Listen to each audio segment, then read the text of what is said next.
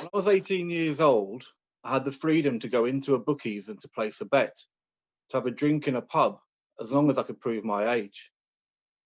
But to go into a casino, I had to turn up, I had to show a bit more ID, and then I had to go away again. Because up until the Gambling Act of 2005, an antiquated law meant that I had to go away and cool off for 24 hours before returning the next day, when at that point I'd be allowed into the casino to have a bet. They never made it easy for you to gamble in those days, and those days is still this century. It meant that if I had an evening in another part of the country and I fancied myself in a poker tournament against the locals, I had to plan ahead. Phoning up, getting sent an application form to join, posting it back, and sometimes even having to fax it down to them. Faxes, remember them? Now that restriction is now gone, and very good riddance to it. But I fear that the same approach to gambling can be seen in the review of the 2005 Gambling Act, which the government launched at the start of December.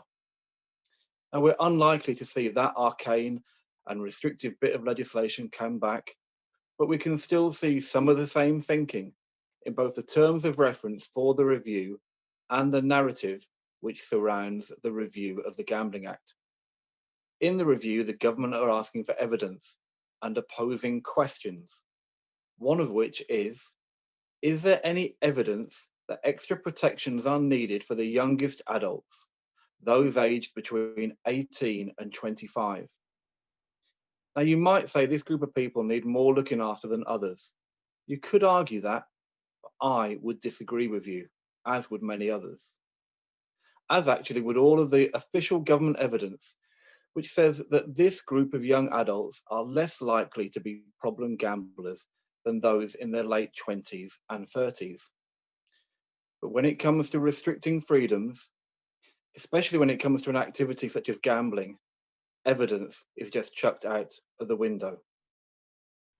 Where does it leave us if we're saying that if you're an adult at 18, we might have to make some restrictions on some of the things that you can do? As well as this, the gambling review is also looking at whether football clubs should be banned from having gambling companies advertise on their shirts. Now, there's already a whistle-to-whistle ban on gambling advertising before the watershed, but that isn't good enough for those who want to banish any mention of gambling from our screens. There is a complaint that is made that gambling is becoming normalized. I have to ask, what is wrong with that? Because actually, half the population gamble every year. So why do we want to pretend that an activity which has existed for centuries and still continues today should be seen as anything other than normal?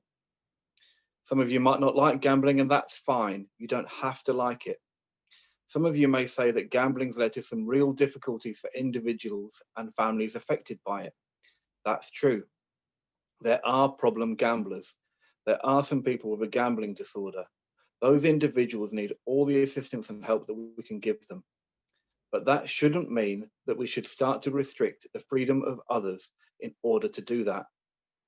We absolutely need the freedom to gamble. We need the freedom to lose, as well as the freedom to win.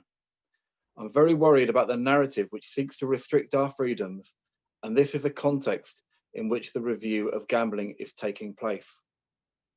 Now, everyone, just choose spades, diamonds, clubs, or hearts, and I'll cut the pack and will you take your chance. Here we go. Make your choice and let's see. I hope you won. Well done for organising this. Bye now.